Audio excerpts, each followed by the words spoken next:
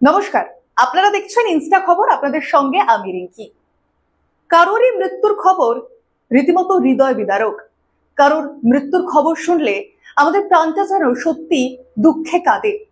তবে ঘটনাটা যদি এমন হয় যে যার মৃত্যুর খবর আপনি নিজের ফোনে দেখতে পাচ্ছেন, সেই মানুষটি ঠিক আপনার পাশে বসে, তাও আবার সুস্থ জীবিত, তাহলে কেমন হবে ব্যাপারটা?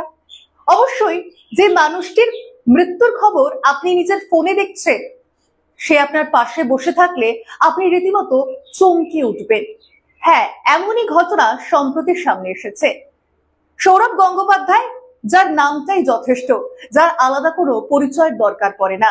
একইভাবে তার স্ত্রী ডোনা গঙ্গোপাধ্যায়, যিনি একজন নৃত্যশিল্পী এবং একজন সমাজসেবী, তারও মৃত্যুর খবর একইভাবে গোটা ফেসবুক জুড়ে এবং সমাজ মাধ্যমে ছড়িয়ে পড়ে।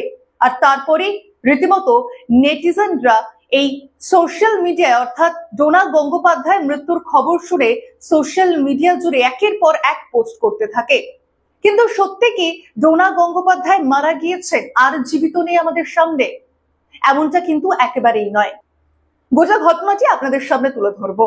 শনিবার রাত 12টার পরেই রীতিমতো ডোনা গঙ্গোপাধ্যায়ের ভেরিফাইড ফেসবুক অ্যাকাউন্ট থেকে তার মৃত্যুর খবর চলে আসে।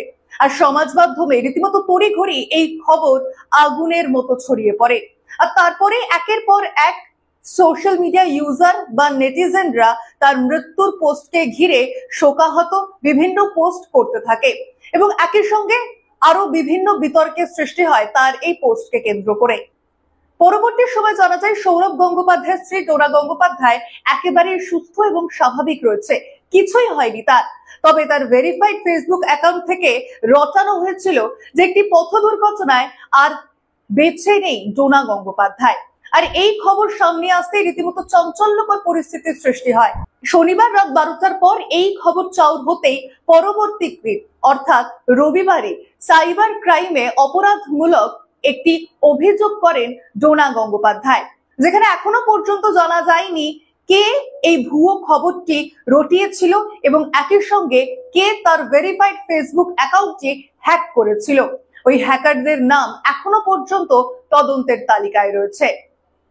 এখনো পর্যন্ত এই গোটা ঘটনাকে কেন্দ্র করে নেট পাড়ায় এক ভয়ের সৃষ্টি হয়েছে, যেখানে ডোনা গঙ্গোপাধ্যায়ের ফোন হ্যাক হয়ে যেতে পারে বা ফেসবুক অ্যাকাউন্ট হ্যাক হয়ে যেতে পারে।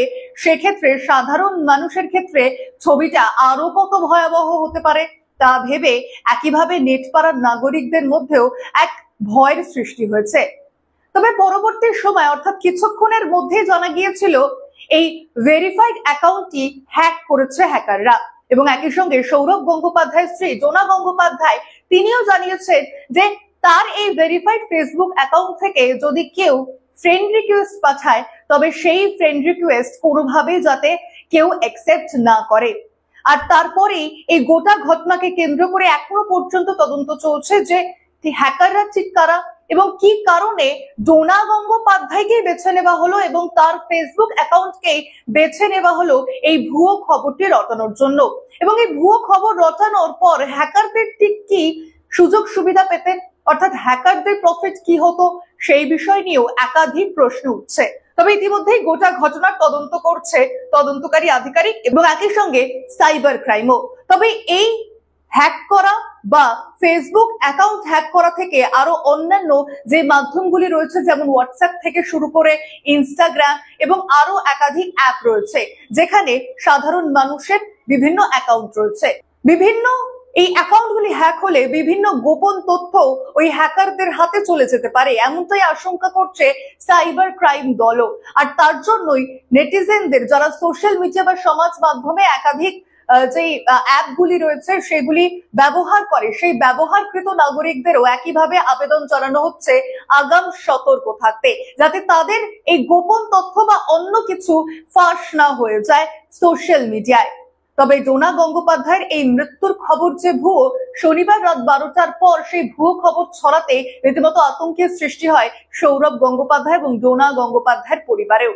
এবং একই সঙ্গে সাধারণ নাগরিকদেরও সতর্ক থাকার বার্তা দেওয়া হচ্ছে এই গোটা ঘটনাকে কেন্দ্র করে। এর পাশাপাশি আরো গুরুত্বপূর্ণ খবর জানতে আপনারা নজর রাখুন ইনস্টা খবরে।